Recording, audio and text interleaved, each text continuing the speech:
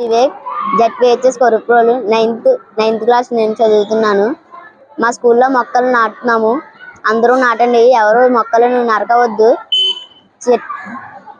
పక్షులకి గూళ్ళు పెడుతున్నాము, ధాన్యం కంకులు పెడుతున్నాము. అందరూ పెట్టండి, వీలైతే ప్రేమించండి, చెట్లను ఎవరు నరకవద్దు.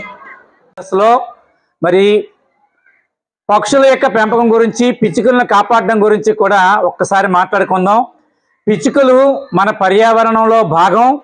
మరి పిచ్చుకలు ఒకప్పుడు ప్రతి ఇంట్లోనూ కూడా ఇంటి చూరుల్లో గుడ్లు పెట్టుకుని పిల్లలు చేసుకుని ఉండేవి.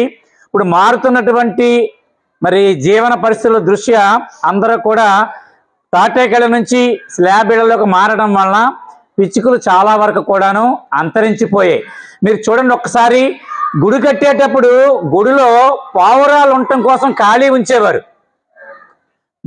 ఎక్కడ గుడి కట్టినా మీరు చూడండి, పూర్వం నుంచి కూడాను గుడి కట్టారంటే గుడిలో పావురాలు ఉండటానికి పైన ఖాళీ ఉంచేవారు.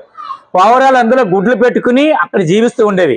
ఇప్పుడు ఆ విధానాలన్నీ కూడా మారుతూ వస్తున్నాయి. అలా కాకుండా పక్షుల్ని మనం కాపాడుకోవడం ద్వారా మన పర్యావరణాన్ని కాపాడుకోవచ్చు.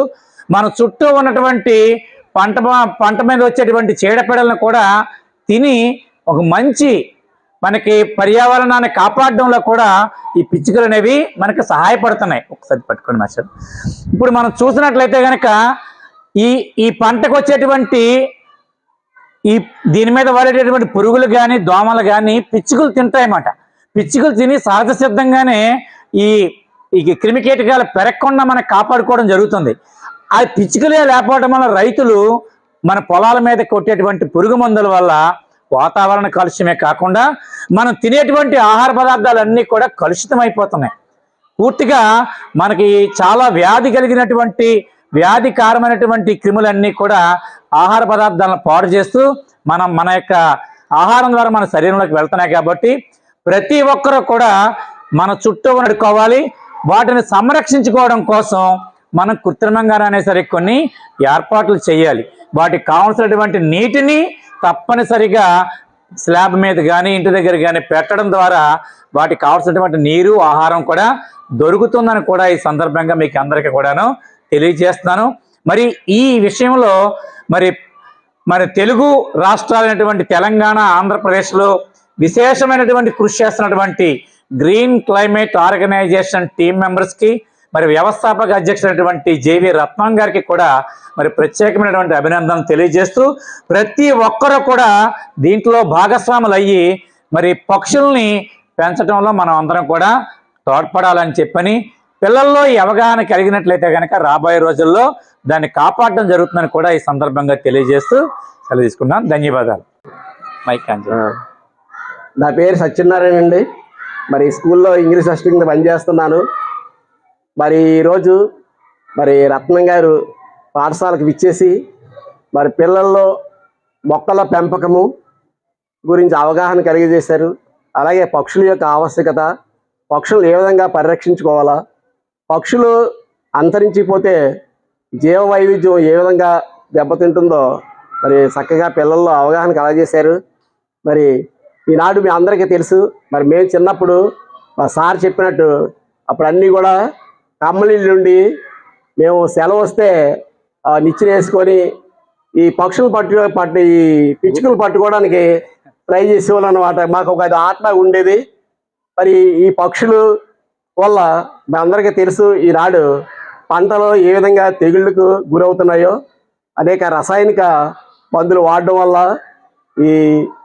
ఎక్కువగా ఈ పక్షులు లేకపోవడం వల్ల ఏంటంటే, గతంలో పక్షులు ఉండేవి, ఆ గోరలని పిచ్చుకలు, గోరలు, తర్వాత ఇంకా రకరకాల పక్షులు ఉండేవి. అవి ఏం చేశారంటే, అవి పక్షులు పంట మీద ఏవైనా సరే పురుగులు ఉంటే ఆ పురుగులన్నీ కూడా ఏరుకొని తినేవి.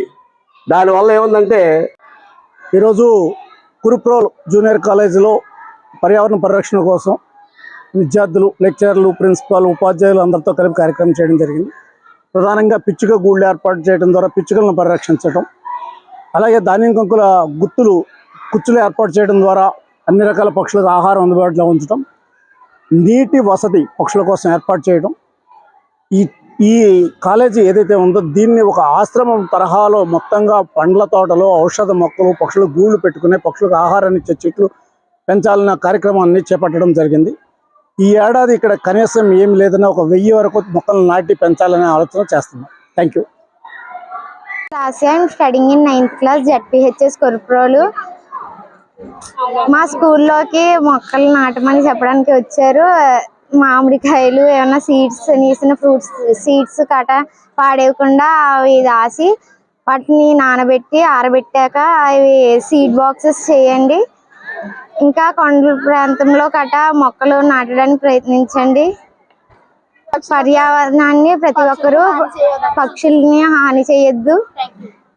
జెడ్పీహెచ్ఎస్ కొరుప్రోలో 8వ తరగతి చదువుతున్నాను. ఈరోజు మా హెడ్ మాస్టర్ మరియు మా స్కూల్ స్టాఫ్ కలిసి మాతో ఒక మొక్క నాటించారు. అందరూ అలాగే నాటండి, ఎవరు మొక్కల్ని నరకవద్దు.